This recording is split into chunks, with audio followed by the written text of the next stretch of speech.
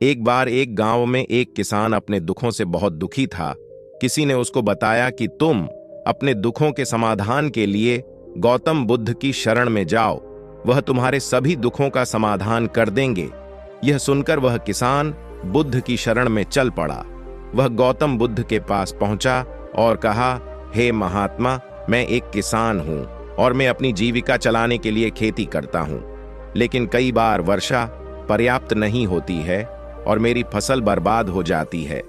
किसान ने आगे कहा, मैं विवाहित हूं, मेरी पत्नी मेरा ख्याल रखती है और मैं उससे प्रेम करता हूं, लेकिन कभी कभी वह मुझे परेशान करती है, जिससे मुझे लगता है कि मैं उससे ऊबता गया हूं और मुझे लगता है कि अगर वह मेरे जीवन में नहीं होती तो कितना अच्छा होता।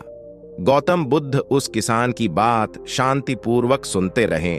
तब किसान ने आगे कहना जारी रखा और बोला, मेरे बच्चे भी हैं, वो अच्छे हैं, लेकिन कभी कभी वो मेरी बात नहीं मानते और उस समय मुझे बहुत क्रोध आता है। लगता है वो मेरे बच्चे हैं ही नहीं। किसान ऐसी ही बातें बुद्ध से करता गया और उसने अपने सारे दुखों को एक एक करके बताया। गौतम बुद्ध ध्यानपूर्वक उस किसान की समस्याओं को सुनते गए। उन्होंने बीच में एक शब्द भी नहीं बोला। किसान अपनी समस्याएं बताता चला गया और आखिर में किसान के पास बताने को कोई भी समस्या नहीं बची। अपना मन हल्का हो जाने के बाद वह चुप हो गया और बुद्ध के जवाब की प्रतीक्षा करने लगा, लेकिन बुद्ध ने कुछ नहीं कहा। किसान अब और सब्र नहीं कर सका और वह आवाज ऊंची करते हुए बोला, क्या आप मेरी समस्याओं का समाधान नहीं करेंगे? बुद्ध बोले, मैं तुम्हारी कोई सहायता नहीं कर सकता। किसान को अपने कानों पर यकीन नहीं हुआ। ये आप क्या कह रहे हैं? लोग तो बोलते हैं कि आप सभी के दुखों का निवारण कर देते हैं, तो क्या आप मेरे दुखों का निवारण नहीं करेंगे?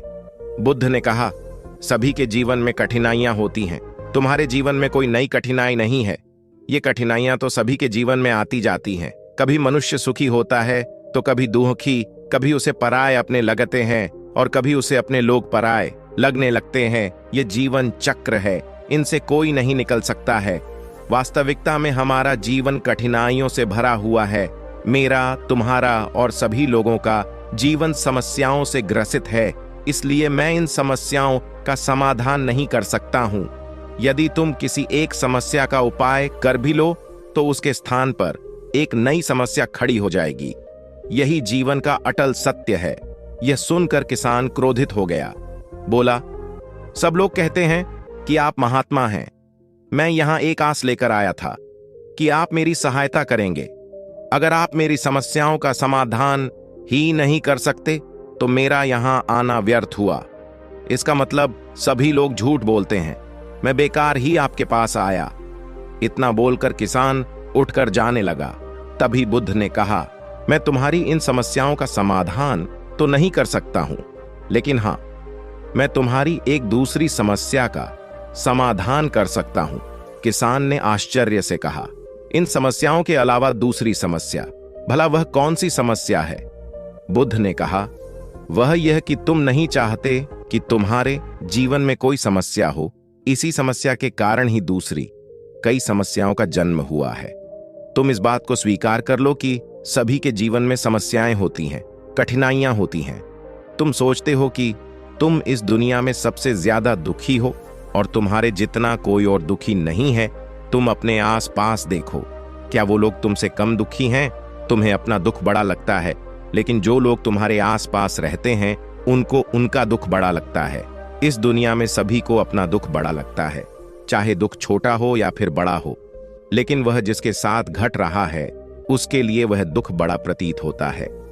अगर तुम ध्यानपूर्वक देखोगे तो समझ जाओगे कि यह जीवन सुख दुख से भरा हुआ है। इसको तुम कभी नहीं बदल सकते हो, लेकिन हां, तुम सुख दुख से ऊपर अवश्य उठ सकते हो। यह तुम्हारे लिए संभव है। सुख और दुख को हम आने से रोक नहीं सकते हैं, लेकिन सुख और दुख का हम पर कोई प्रभाव न पड़े ऐसी व्यवस्था हम कर सकते हैं। और इसकी शुरुआत इस तथ्य को समझने के साथ शुरू होती है कि हम कुछ भी कर लें जीवन में, सुख दुख आने ही आने हैं, लेकिन हमें उनसे विचलित नहीं होना चाहिए। इसलिए आज से तुम यह चाहना छोड़ दो कि तुम्हारे जीवन में कोई समस्या ही ना आए, और तब तुम जीवन में आने वाले सुख दुख को स्वयं में समा सकोगे, तूफान के मध्य में भी शांत रह सकोगे और हर्षोल्लास के शोर में भी संतुलित रह पाओगे। किसान बुद्ध की चरणों में गिर पड़ा। वह समझ चुका था कि अब उसे क्या करना है। दोस्तों, यह जीवन सुख दुख से भरा हुआ है। ऐसे में यह सोचना गलत है कि दुख कभी आए ही नहीं। इस कहानी में भगवान बुद्ध द्वारा कही गई बातें हमें दुख से घबराने या सुख में अत्यंत उत्साहित होने की जगह एक संतुलित जीवन जीने का संदेश देती हैं। यदि आपको ये वीडियो पसंद आया हो तो कृपया इसे अपने दोस्तों के साथ शेयर करें और इसी प्रकार के वीडियो के लिए चैनल को सब्सक्राइब करें।